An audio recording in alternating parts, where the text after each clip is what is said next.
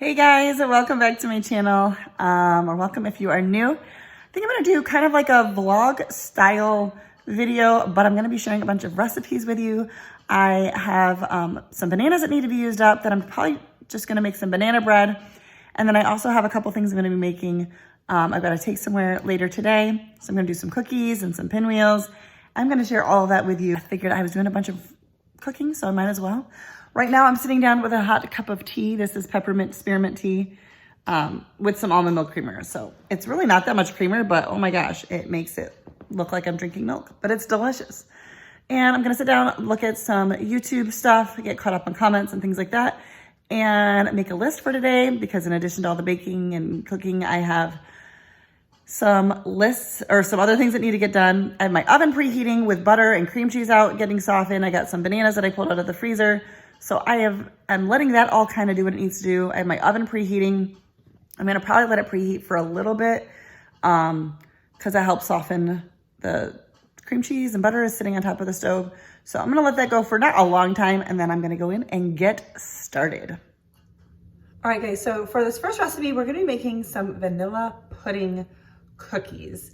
I actually used to make a vanilla pudding cookie a long time ago. I haven't made them in forever. I have no idea where or what that recipe was.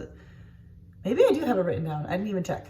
But the other day, or a couple weeks ago, whatever, a friend of mine on YouTube, Jess, her channel is Jess and the Boys, and I will have her video linked. She made some cookies, and she was actually trying to do banana pudding cookies and realized she didn't have any banana pudding mix, so she just used vanilla. And so I'm gonna follow her recipe. I'm gonna do it a little different. She used cinnamon chips. I am going to use these because I've had these in my fridge. I always keep my chocolate stuff in the fridge. That way, I don't know, I always do. Anyways, so that is what we're gonna make today. So I will have her video linked for you, but I'm really excited about these. So let's get started. All right, we're gonna start by mixing our dry ingredients. So we need 2.5 cups of flour.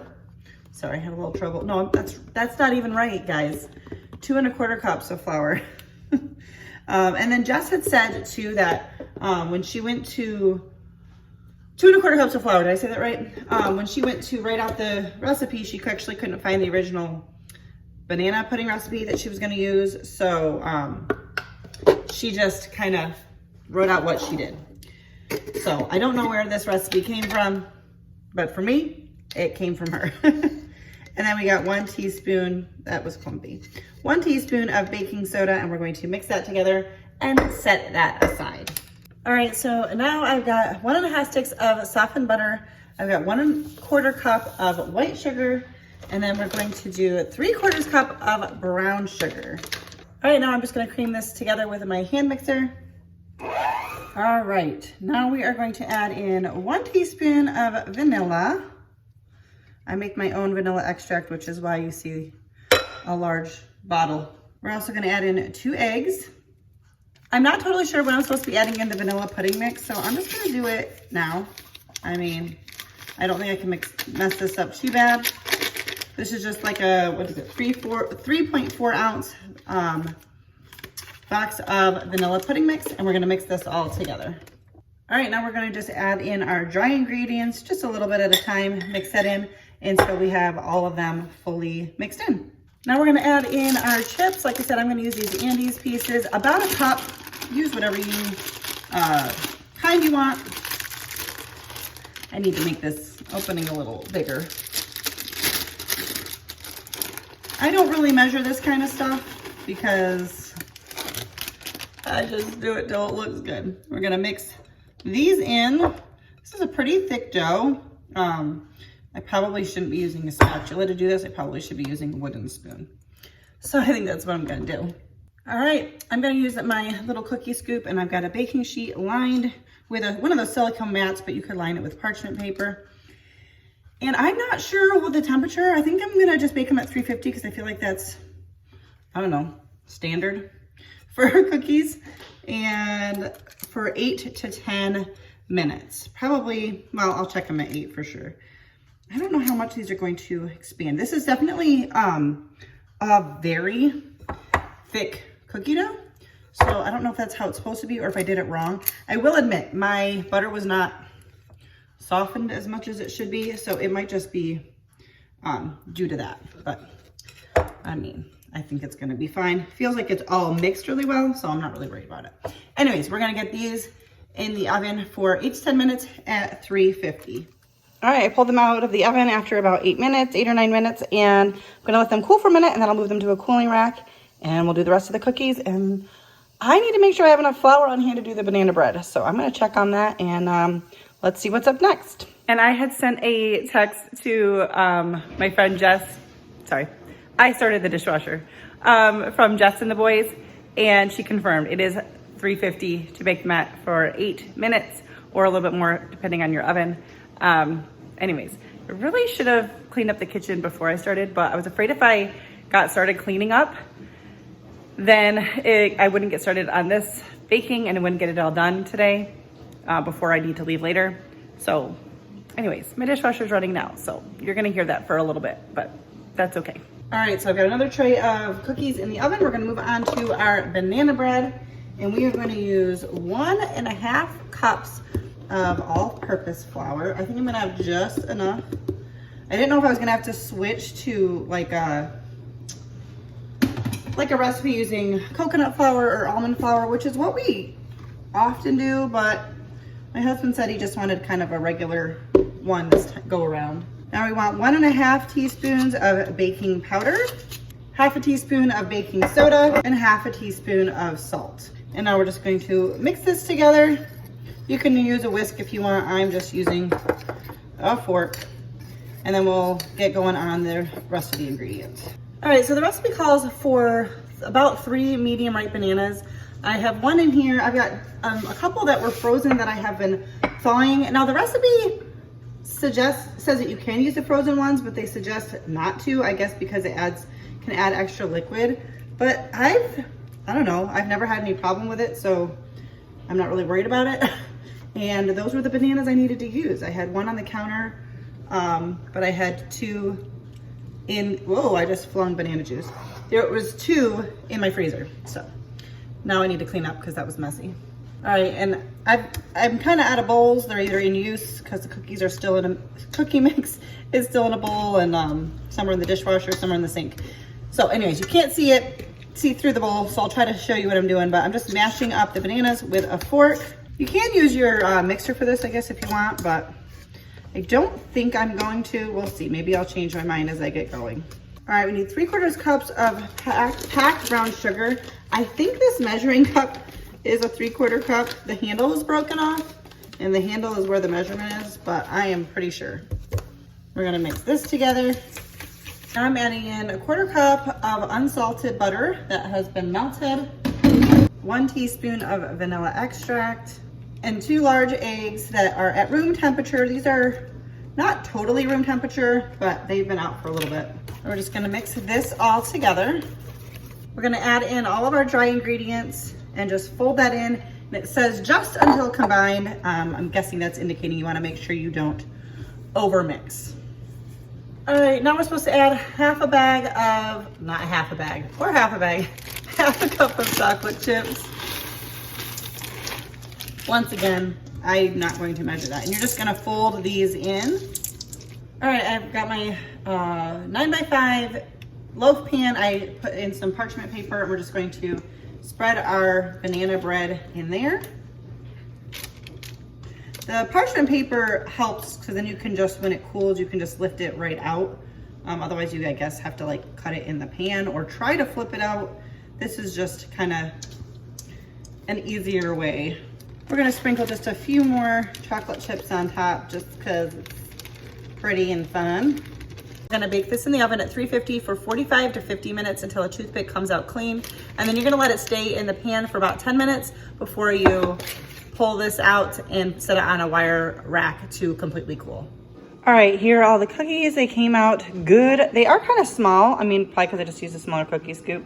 I kind of wish I had enough flour to have made a double batch, but that's just because I'm bringing them somewhere. If it was just for us, this would be obviously plenty, but I'm bringing a few different snacks, so I'm not super worried about it. The bread is still in the oven, And we're getting started on our pinwheels, but I only took one cream cheese block out to soften because I didn't realize I needed 2.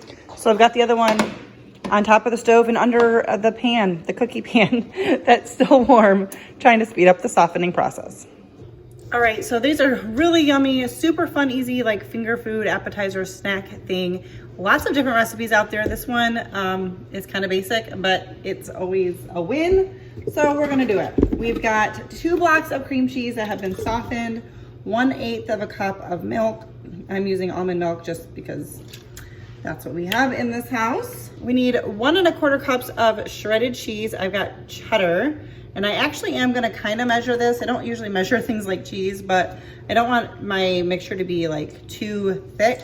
So I'm still kind of guessing on this 1/4 cup, but I just wanna make sure I don't, get a little too cheese happy and make it hard to spread. And then it calls for 3 teaspoons of ranch dressing mix. Totally thought it was 3 tablespoons a second ago and had a tablespoon out. So I'm glad I double checked that. I make my own ranch seasoning, which I'm gonna probably do a little bit more than 3, like a little bit more like rounded teaspoons. I love, love, love this stuff, and I will try to remember to leave the recipe that I use down in the description box for you. Love it. And then I'm just trying to get my little preservative packet out here. 1 bag of bacon bits.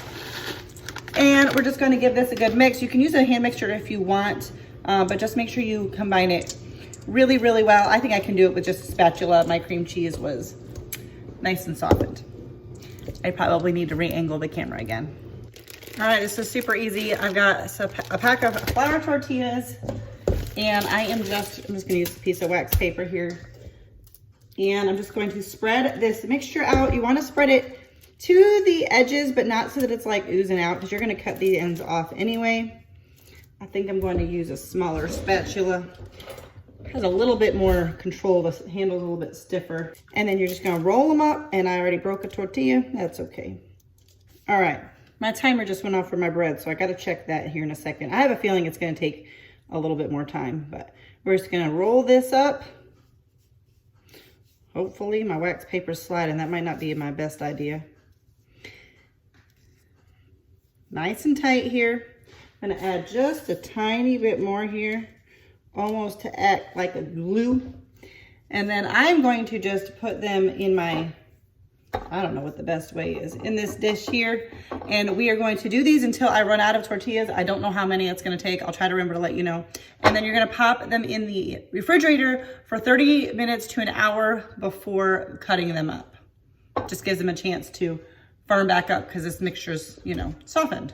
And I did just check my bread, and it looks gorgeous, but the top looks good, but the inside is definitely not done.